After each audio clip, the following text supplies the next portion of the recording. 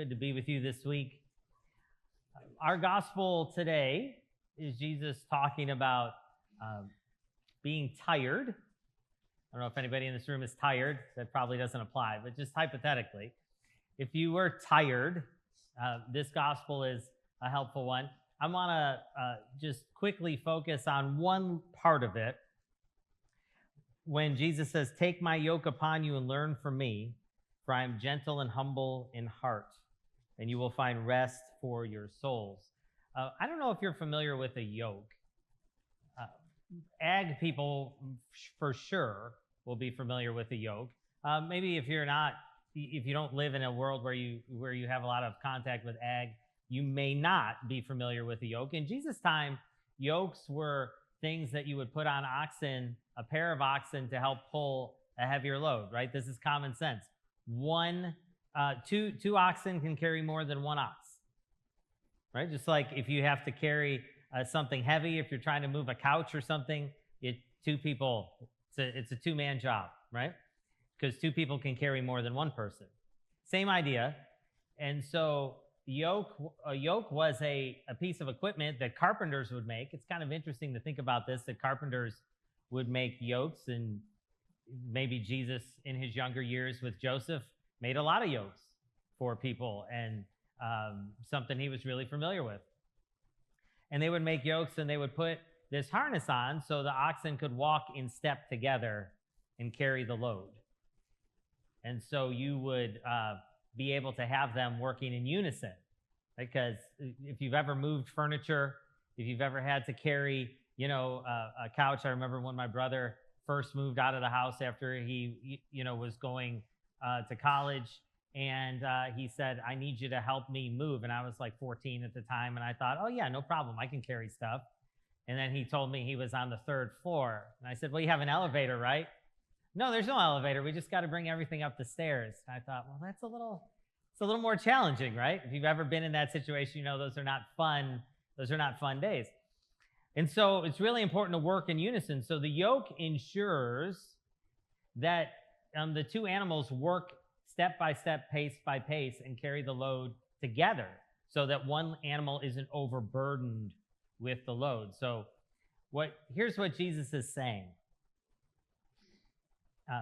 If you're tired and you feel like you're carrying the weight of the world on your shoulders, and you're tired, maybe not just, from being just sleep deprived, but just tired from life. You know the difference between I didn't get a good night's sleep and I feel like I'm running on empty. There's a different feeling there. If you're tired, what Jesus is saying is you need to change and get into my yoke. My yoke is easy, and it's not easy because he has a trick. It's just because he's stronger. So the thing that they would do when they would teach a new ox how to carry a yoke is that they would pair it with a very strong, faithful ox.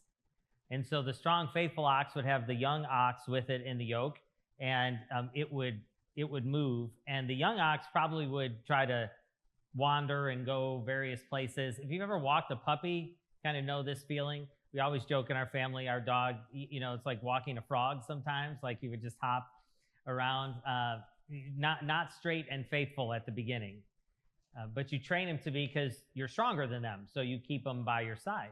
Same idea, right? The faithful ox would just walk straight and steady, and the young ox would probably be wavering all over the place. But eventually, because it couldn't move the strong, faithful ox, it would learn the way.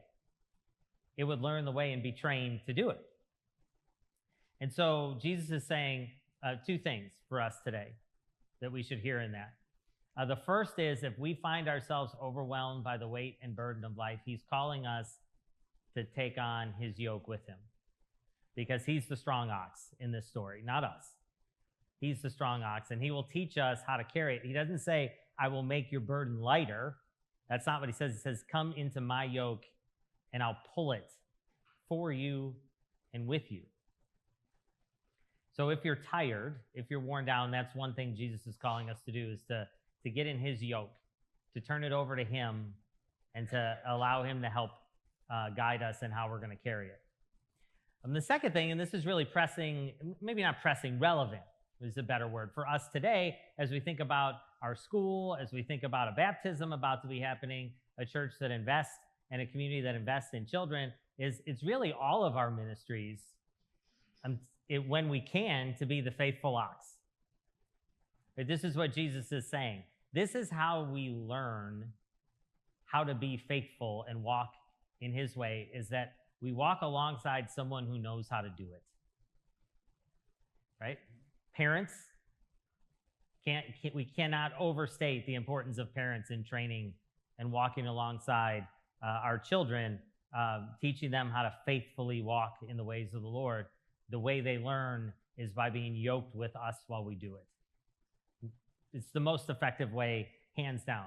But also supporting that journey is a school of people who walk faithfully, and we have young people that get in our yoke, so to speak, as we teach them how to faithfully navigate life as followers of Jesus and achieving academic success. And as we do it as a church, as we baptize young ones, we want to be a church that grows and has life in it, and we have to be willing to make room to help young ones walk faithfully at the side of us. That's what Jesus is calling us to do. So on the one hand, he's saying, listen, I'm stronger than you.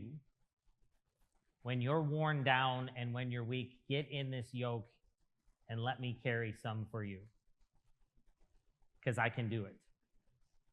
But also, think about the people in your life that God's asking you to help walk alongside with, that you may be able to be the strong ox for them in that situation.